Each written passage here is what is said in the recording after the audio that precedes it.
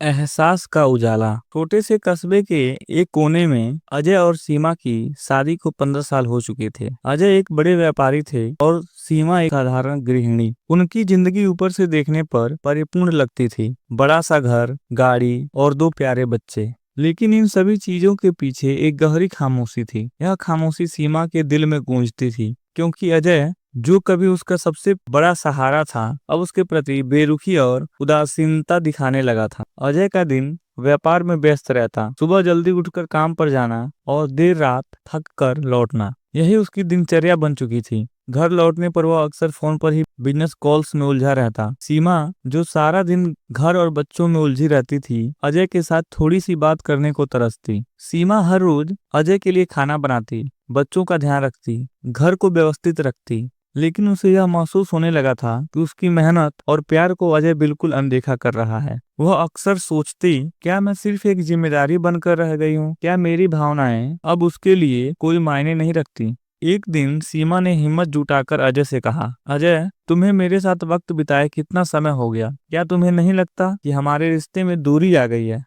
जो उस समय फोन पर किसी ग्राहक से बात कर रहा था, झुंझलाकर बोला, सीमा, यह सब बेकार की बातें हैं। मैं सारा दिन मेहनत करता हूँ ताकि तुम और बच्चे आराम से रह सको। क्या यह काफी नहीं है? सीमा ने जवाब नहीं दिया। उसके आंसू उसकी चुप्पी का हिस्सा बन गए। उसने महसूस किया कि उसकी तकलीफ को समझने वाला कोई नहीं है। कुछ दिनों बाद उनकी शादी की सालगिरह आई। सीमा ने सोचा कि शायद इस खास दिन अजय कुछ अलग करेगा। उसने अपने हाथों से अजय की पसंद का खाना बनाया, एक नई साड़ी पहनी और पूरा घर सजाया। शाम को जब अजय घर लौटा तो उसने देखा कि घर खूबसूरती से सजा हुआ है, लेकिन उसने न तो सीमा से कुछ पूछा और न ही उसकी कोशिशों को सराहा। उसने खाना खाया और फिर अपने कमरे में चला गया। उस रात सीमा अकेले छत पर बैठी थी। उसके मन में सवाल उठ रहे थे, क्या मेरी जिंदगी ऐसे ही खत्म हो जाएगी? क्या मैं बस दूसरों के लिए जीती रहूंगी? अगले दिन सीमा ने एक चिट्ठी लिखी। उसमें उसने अपने दिल की सारी बातें लिखी, अपना दर्द, अपनी उदासी और अपनी उम्मीदें। उसने लिखा, अजय, मैं तुमसे प्यार करती हूँ और हमेशा करती रहूंगी, लेकिन तुम्हारी बेरुखी मुझे अंदर से तोड़ रही है। मुझे तुम्हारे साथ की जरूरत है, सिर्फ तुम्हारे पैसे या सुविधाओं की नहीं। उसने वह चिट्ठी अजय के ऑफिस बैग में रख दी। जब अजय ने ऑफिस में वह चिट्ठी पढ़ी तो उसे एहसास हुआ कि उसने सीमा के साथ कितनी बड़ी नाइंसाफी की है। वह समझ गया कि उसकी मेहनत और जिम्मेदारियां तब तक अधूरी हैं जब तक वह अपनी पत्नी की भावनाओं का ख्याल नहीं रखता। उसने तुरंत अपनी दिनचर्या में बदलाव लाने का फैसला किया।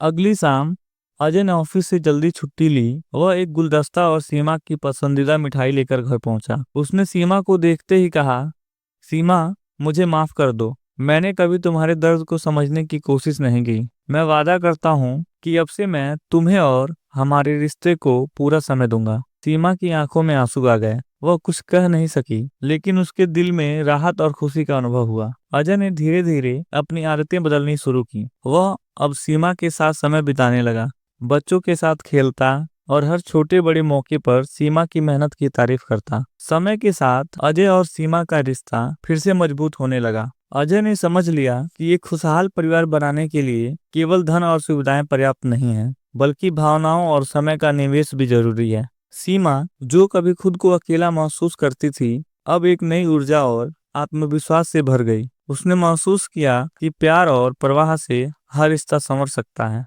इस कहानी का संदेश यही है कि रिश्तों को समय और समझदारी चाहिए। जब दोनों साथी एक दूसरे की भावनाओं को समझते हैं और उनका सम्मान करते हैं, तभी रिश्ते खूबसूरत और मजबूत बनते हैं।